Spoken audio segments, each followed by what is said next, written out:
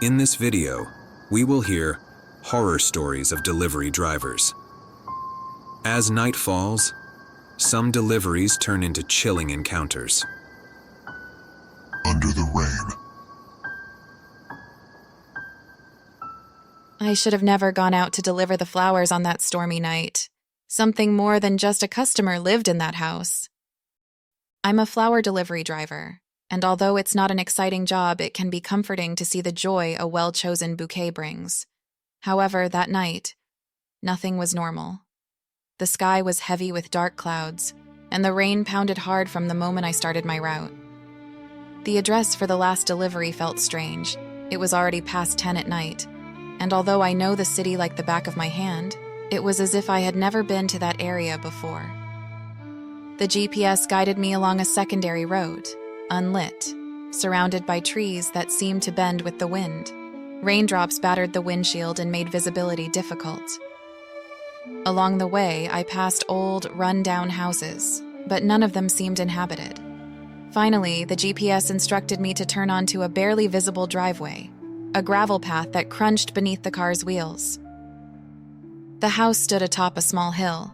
It looked like something from another era, huge, with small windows and a steep, gabled roof. I parked in front of the main door and got out with the bouquet of flowers. There were no lights on inside, but the address was correct. I approached the door, feeling like something was off. I rang the doorbell once, twice, 3 times. No one answered. Finally, the door creaked open, and a frail-looking woman with gray hair and dressed in old-fashioned clothing peeked out. She didn't look at me directly. She asked about the flowers in a barely audible voice. I nodded and handed her the bouquet. She took it with trembling hands, holding it as if it were the most precious thing in the world. Then, she asked me to follow her. She wanted to show me where she was going to place them. Other customers had asked me similar things before, so it didn't seem strange at first. I should have listened to the voice inside telling me to leave, but I didn't. I followed her into a dark room illuminated only by a candelabra in the corner. Everything in that house was strange. There were old photographs on the walls that seemed to follow my every move. An intense cold filled the room, but it wasn't just from the storm outside. It was a dense cold, almost tangible, seeping from the walls. Without saying a word, the old woman pointed to a table in the center of the room, and I understood she wanted me to place the flowers next to a photograph that was there. As I approached, I saw what seemed to be an old portrait, a black and white photograph of a man and a woman, both serious without smiles. I could tell that the woman in the photo was the same one who had opened the door. My skin prickled, but I tried to stay calm. "Is this you?" I asked, pointing to the image. The old woman didn't respond, so I placed the bouquet and turned to leave. But then I heard something. Soft, slow footsteps approaching down the hallway.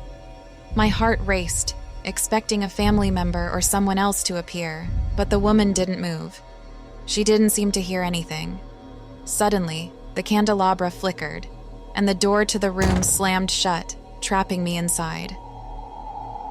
I turned to face the woman, but she was gone. The chair where she had been sitting was empty. The footsteps, however, continued echoing down the hallway, growing closer. Swallowing hard, I moved toward the door, trembling. I tried to open it, but it was stuck. I pounded on it, calling out to the woman, but there was no answer. And then, I saw it. It was something tall with its head tilted to the side. It didn't have a defined shape, but I could tell it wasn't human. It was watching me from the other side of the room.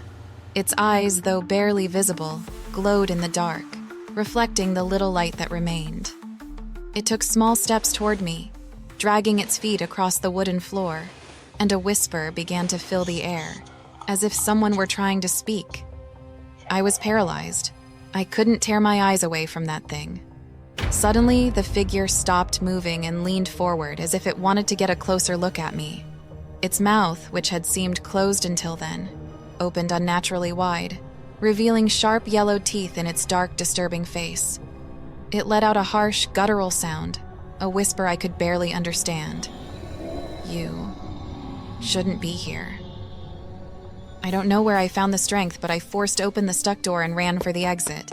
As I fled, the lights went out all at once, and in the total darkness, I felt an icy breath right on my neck. But I kept running without looking back. I jumped into my truck and drove until the road disappeared from my rearview mirror. But something tells me that figure still follows me. I'm still working at the flower shop, but I no longer make deliveries during storms. Every time I hear the rain hitting my window, the memories of that night come flooding back, along with that whisper that keeps repeating, "You shouldn't be here."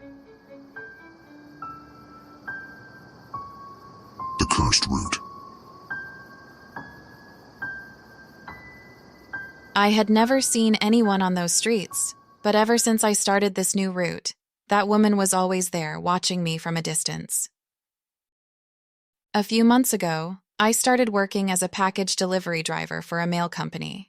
It was a simple and pretty monotonous job until I was assigned a new route in a little-traveled area on the outskirts of the city. At first, it seemed like just another route. Desolate streets, deteriorating houses, and a couple of abandoned buildings. But soon, I began to notice something strange. The delivery addresses seemed to follow a pattern, one that made me uneasy.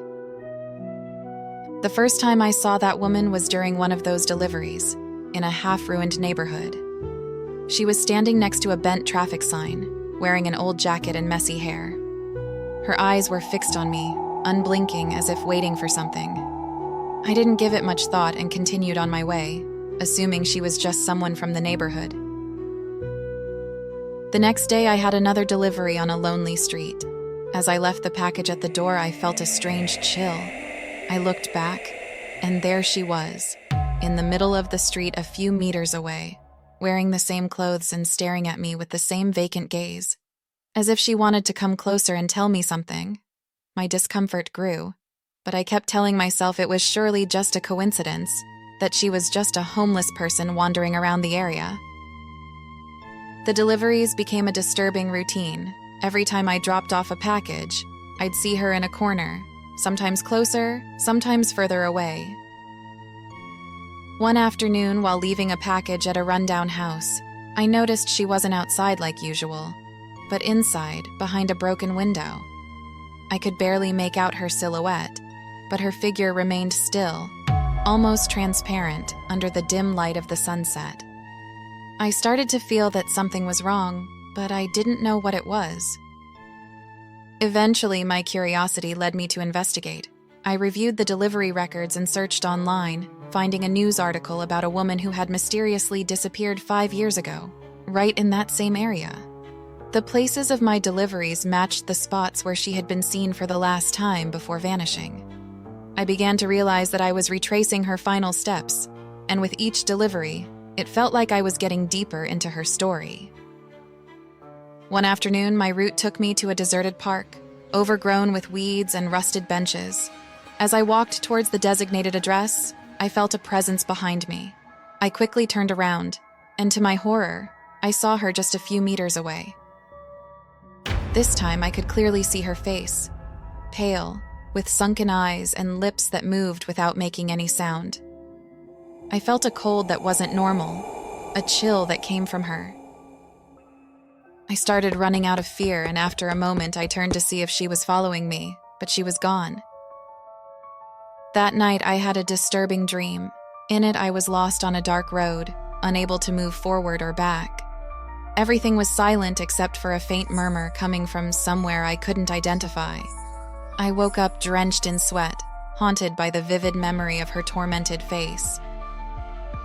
The next day, my supervisor gave me new deliveries, and one of them took me to the last address where the woman had been seen alive. It was an old abandoned house, with boarded-up windows and weeds covering the entrance. Something in the air felt strange. I got out of the truck with the package in hand, and as I approached the house, the door slowly creaked open on its own. Inside, in the dim light, I saw her. She was standing at the end of a dark hallway, her figure barely visible in the shadows. Her face looked blurrier than before, as if it were fading, but her eyes stayed locked on me, filled with a desperation that pierced my soul. I heard constant sobbing, like a cry trapped within the walls of that house. I tried to back away, but something wouldn't let me move. I was paralyzed. The figure slowly approached, reaching out her arm until she was almost touching me. At that moment, the air grew heavy and everything faded into suffocating darkness. I finally managed to move and ran out of the house in a panic. I jumped into the truck and drove away without looking back. In the rearview mirror, I saw her figure standing in the street, motionless, her eyes still fixed on me. Since that day, I asked to change my route. Although I sometimes pass through that area, I never saw her again. But every time I deliver a package to an unfamiliar place, I can't help but wonder if I'm following the steps of someone else who never found their way back. The last delivery. I always left the food at the door, and he would thank me from inside. I never saw him until I decided to go in. I'm a food delivery driver. I've been doing this job for years, and I know many customers, but there was one in particular that made me uneasy. It was a man who always ordered to the same address at the same time, and I never saw him. I only heard his voice from the other side of the door. The first time I delivered there, it seemed like an ordinary house.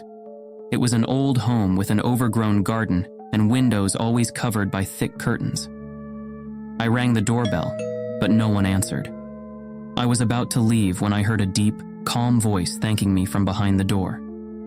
"Leave it on the floor. I already paid through the app," he said, and I complied. It was strange, but I didn't think much of it. Some customers prefer no contact. Things started to get strange when the orders became more frequent. Every night, at the exact same time, I'd receive the order. The food was always abundant, as if for several people. But the routine was always the same. Leave it at the door, wait a few seconds, and hear his calm voice thanking me from inside. It never failed, but each time, it was getting harder to ignore the feeling that something wasn't right. One night, after leaving the food, I waited for the usual thank you, but unlike all the other times, there was no response. I decided to stick to the routine and left the food at the door. Before leaving, I noticed a neighbor taking out the trash and approached him. I asked if he knew the man who lived in that house. The neighbor looked at me with a mix of surprise and confusion. "No one has lived there for years. It's empty.